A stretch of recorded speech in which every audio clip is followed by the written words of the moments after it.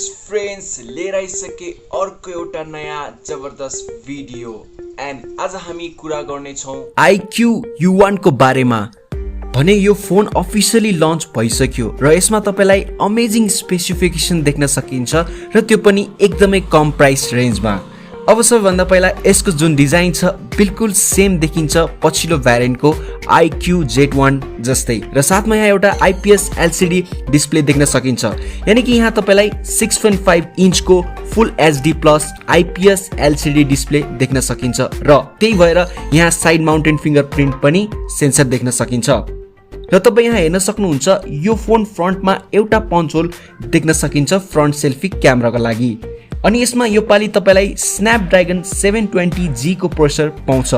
मतलब तपाईलाई यहाँ 5G प्रोसेसर पाउँदैन। जस्तै कि तपाईले Redmi Note 9 Pro या यदि जति पनि नयाँ स्मार्टफोन्स छ तपाईले मार्केटमा देखिन्छ भने त्यसमा स्न्यापड्रागन 720G वाला प्रोसेसर पाउनुहुन्छ। ठीक त्यस्तै यहाँ पनि त्यही सेम स्न्यापड्रागन 720G वाला प्रोसेसर यो फोनमा देख्न सकिन्छ। र यसको र्याम र स्टोरेजको कुरा गर्दा तपाईले यहाँ धेरै नै अप्सन पाउनुहुन्छ, जस्तै कि 6GB RAM 64GB internal storage. र यहाँ यसको क्यामेराको कुरा गर्दा पछाडिपट्टि यो पाली ट्रिपल क्यामेरा सेटअप देख्न पाउनुहुन्छ र यहाँ मेन क्यामेरा लेन्स पाउनुहुन्छ 48 मेगापिक्सलको, सेकेन्ड क्यामेरा तपाईलाई 2 मेगापिक्सलको डेप्थ सेन्सर, थर्डमा तपाईलाई पाउँछ 2 मेगापिक्सलको म्याक्रो।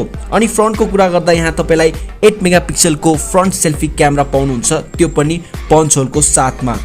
अब यो फोनमा तपाईले पाउँछ 4500 mAh को बिग ब्याट्री, साथमा 18 वाटको फास्ट चार्जिङको सपोर्ट पनि देख्न सक्नुहुन्छ। अब यहाँ हेर्नु iQOO मा धेरै चीजमा इम्प्लिमेन्ट गरेको छ, जस्तै कि ब्याट्री भयो, प्रोसेसर नयाँ छ, त्यसपछि ट्रिपल क्यामेरा सेटअप देख्न सकिन्छ, त्यो पनि 48 मेगापिक्सलको र यहाँ डिस्प्ले त त्यही सेम देखिन्छ। अब यहाँ लो स्पेसिफिकेसन्स पाउनाले चाइनामा तपाईलाई यो फोन 13,000 रुपैयाँको आसपासमा देख्न सकिन्छ।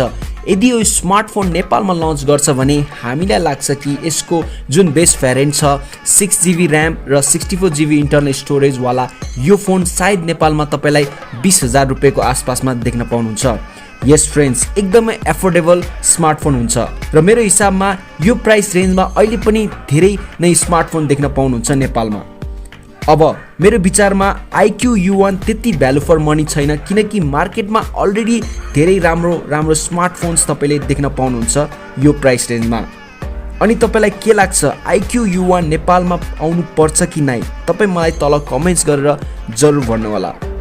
अनि फ्रेन्ड्स, यदि यो भिडियो राम्रो लाग्यो भने मेरो च्यानललाई सब्स्क्राइब गरेर मलाई सपोर्ट गर्न सक्नुहुन्छ।